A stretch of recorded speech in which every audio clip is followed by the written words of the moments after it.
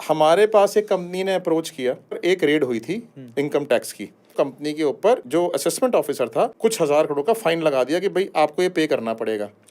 Company के जो auditors थे वो इंडिया के बिग फोर्स थे, ठीक है। तो उन्होंने कहा कि हम इसको फाइट करेंगे, गलत बनाया है असेसमेंट ऑफिसर ने केस, वो जो है। लेकिन उनका एक एम्प्लॉय था सीनियर, उसको किसी ने बाहर से कांटेक्ट किया। उसने कहा कि जो रेड में कोई एक पर्सन शामिल थे पार्टी उधर की साइड से, तो हमारा उनके साथ कांटेक्ट है, हम आपका केस वैसे ही सेटल करा देंगे। इन्होंने उसके ऊपर विश्वास कर लिया। इन्होंने कहा भाई हम तो 20 करोड़ रुपए कंसल्टेंसी का लेंगे और हम केस से निकलवा देंगे हम आपको। इन्होंने कहा कि चलो ठीक है जी, निकलवा दो, 10 करोड़ रुपए हम आपको एडवांस दे देते हैं। उन्होंने जो है पेपर्स मांगने शुरू कर दिए। ठीक है, आप ये पेपर दे दो अपनी कंपनी का, ये दे दो, ये दे दो, ये दे दो। 100 तरीके पेपर्स उनसे ले लिए कंपनी के, सारी इंटरनल इन्फॉर्मेशन ले ली कंपनी की। कंपनी थी, पहला उनकी हियरिंग लगी ITAT में। ITAT इनकम टैक्स ट्रिब्यूनल होता है। जो उनके बिग फोर ऑडिटर्स थे उन्होंने फाइट किया। तो पहली ही हियरिंग में उनका जो असेसमेंट ऑफिसर ने जो टैक्स बनाया था, जो पेनल्टी बनाई थी, हाफ कर दी। उनको अपने कंपनी को विश्वास आ गया कि भाई जो ये कह रहे हैं वो ठीक है, और वो तो सिर्फ डॉक्यूमेंट्स करके गए, उन्होंने आज तक कुछ किया ही नहीं। उन्होंने कहा भाई हमें आपके साथ आगे नहीं बढ़ना। कहते हैं जी आपकी तो 20 करोड़ में बात हुई थी, आपको पूरा 20 करोड़ देना पड़ेगा। उन्होंने कहा चलो ठीक है, 20 करोड़ रुपए लो और खत्म करो इस मैटर को।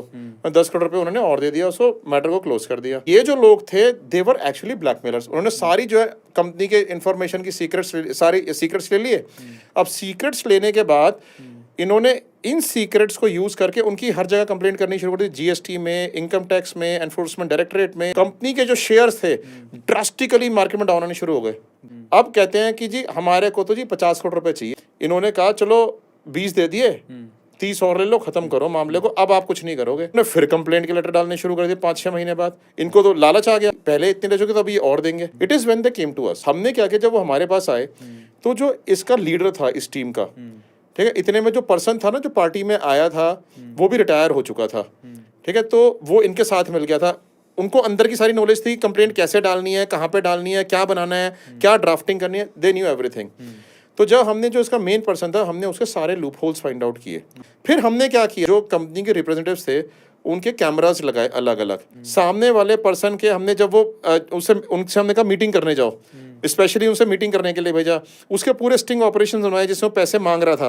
कहता है मेरे पीछे पूरी टीम है जी, मुझे सबको देना है। सारी बातें उसकी रिकॉर्ड करवाई हमने। खूब सारा एविडेंस इकट्ठा हो गया। पुलिस को कॉन्फिडेंस में लिया और हमने उससे डील सेट करी। और हमने कहा जी हम आपको आ रहे हैं 1 करोड़ रुपए आज दे रहे हैं, बाकी के बाद में कैश में दे रहे हैं। एक फार्म हाउस पे उससे डील सेट करी। फार्म हाउस में हमने कैश लेके गए।